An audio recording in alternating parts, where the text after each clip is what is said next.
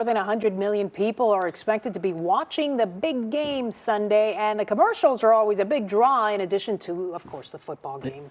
People are watching, I don't know. Tim Calkins is the Associate Chairman of Marketing at the Northwestern's Kellogg School of Management. He joins us now live, as he does every year, to talk to us a little bit more about what we can expect to see this Sunday off the field. Yeah. Tim, I do wonder, do trends change year to year? I mean, I'm thinking about our political environment, right? We saw a couple of years ago, Bud Light got so much negative attention for its commercials. And I don't know, I guess I just wonder if the tone of ads changes as the tone of America changes.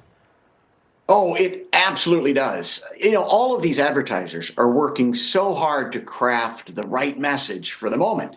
And as a result, they study how people are feeling, they study trends and insights, and all of this advertising is created with that in mind. So you really can see themes change and, sort of creative ideas shift over the years.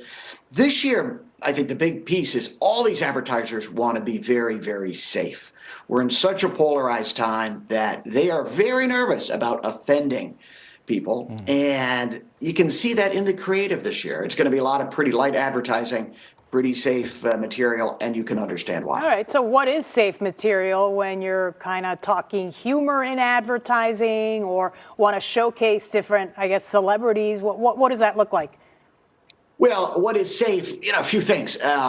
Sort of light jokes, nostalgia, old songs, broadly popular celebrities. You know, all of these things are what we're going to see. But we're not going to see many advertisers, address any serious issues here. I mean, there's one or two that will do that, but the vast majority are going to be sticking to just broadly popular themes to make sure that they build their brand, but they don't do any damage while they're on the game. Yeah, and you don't get much safer than using animals in your advertising. I guess Budweiser and Coors are both using some animals.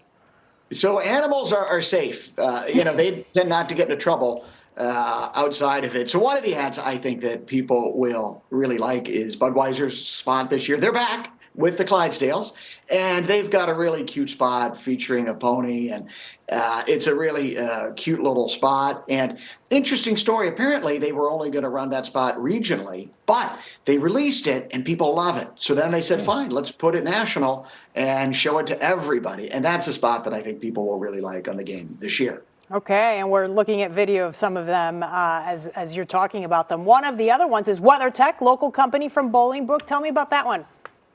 So WeatherTech is a really interesting company. They're a Chicago company, and they have been on the Super Bowl for many, many years, for about a decade. And for a smaller company, it's really interesting to see them coming back every year. This year, they've got, I think, a really nice spot. It's all about Born to be Wild, but it really highlights their floor mats. And, the idea that with floor mats, you don't have to worry so much because even if you're living a crazy life, the car will be okay.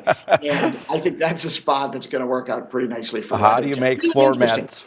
How do you make floor mats fun and interesting? There you go. And Carl's Jr. Went the influencer route? So Carl's Jr. is really interesting, by the way. Think of reflecting the times we're in. So Carl's Jr. is really polarizing brand in terms of their advertising. For many years, they've run sort of very provocative advertising, featuring women in bikinis eating hamburgers. But then in 2017, they said, no, we can't do that anymore because that's not consistent with the times. We've got to move on. But now, this year, they're back. And now they've got an influencer, a social media influencer, and you can see it here, but they are right back to where they used to be. I think it's a really interesting reflection of how things are changing in our country. And you see that when it comes to what companies are doing around the Super Bowl. So pay attention to what folks are going to do on Sunday, because there's a lot of themes there that are really interesting to think about. And one more question about that. You mentioned, pay attention to the Super Bowl, and a lot of these huge companies have dialed back, DEI initiatives. The NFL is taking the phrase "end racism" that they had painted just past the end zone. What do you make of that, and does it have a negative effect on companies overall? Because it looks like they actually don't stand for anything. They'll change based on political wins. So that's complicated. I mean, DEI, certainly a lot of companies are backing away from that. One thing I think is very true is that on the Super Bowl this year, you're going to see a lot of very traditional families. You're going to see traditional values. Interesting, by the way, Bud Light last year ran a spot very much about cities and urban living. This year, Bud Light is all about, suburbs and the cul-de-sac.